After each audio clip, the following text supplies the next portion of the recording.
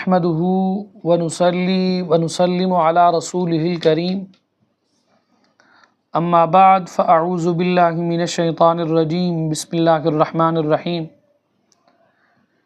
قال الله تبارك وتعالى في القرآن المجيد وما ارسلناك الا رحمة للعالمين صدق اللہ العظیم۔ سامعین و ناظرین، آج کے درس کے اندر ہماری گفتگو کا عنوان ہے منکرین میلاد سے یہ سوال ہے کہ یہ اس قدر منافقت آخر کیوں کرتے ہیں؟ جو میرے نبی کے میلاد کے منکر ہیں ان کی یہ منافقت کا اندازہ آپ لگائیے گا۔ آج کے اس دور کے اندر آپ اپنی ولادت کے وقت تو بڑی خوشیاں مناتے ہیں جب ولادت کا آپ کا دن آتا ہے، جس کو برتھ ڈے کے نام سے آپ یاد کرتے ہیں، لیکن سرکار علیہ الصلوۃ والسلام کی ولادت پر تمہیں خوشی کیوں نہیں ہوتی؟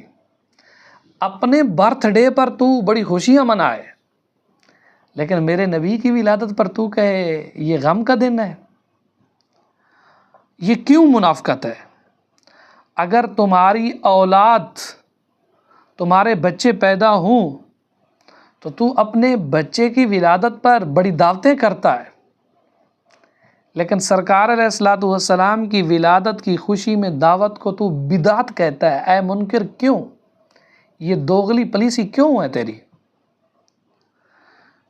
اور تو اپنی اولاد کی شادی پر گھر سجاتا ہے، گھر کو پینٹ کراتا ہے، گھر کے اندر لائٹوں کا سسٹم کرواتا ہے۔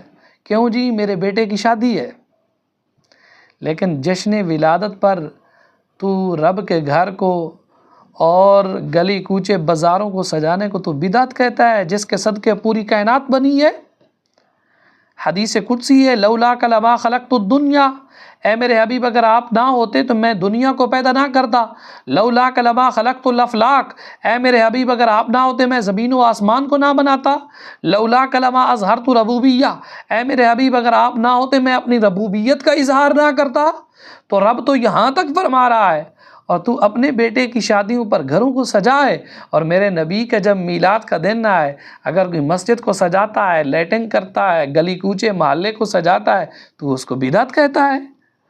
اللہ نے نبی کے ذکر کو بلند فرمایا، لیکن تو نے ہر آن ہر وقت میرے نبی کی عزت کو گھٹانا چاہا۔ آخر کیوں؟ تیرے دل میں بغض کس بات کا ہے؟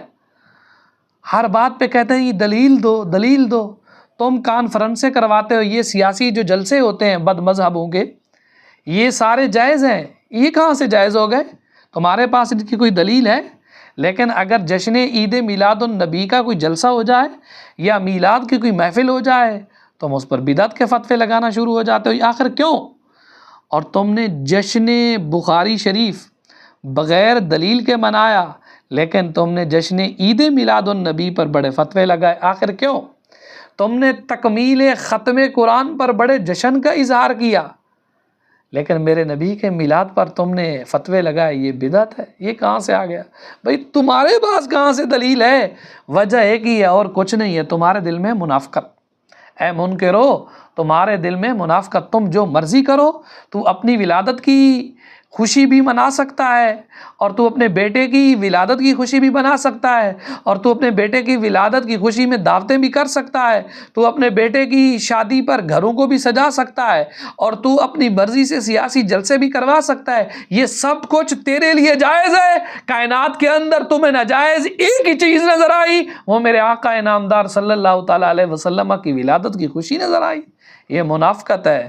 تو تمہارے دل کے اندر کوڑ ہے، اس کوڑ کا علاج ہمارے پاس نہیں ہے، بلکہ قرآن نے بیان کیا ہے، وہ یہ ہے، اللہ نے فرمایا ان منافقوں کا ٹھکانہ یہ ہے، ان المنافقین فی الدرک الاسفل من النار، اللہ ان منافقوں کو جہنم کے سب سے نچلے گڑھے میں ڈالے گا۔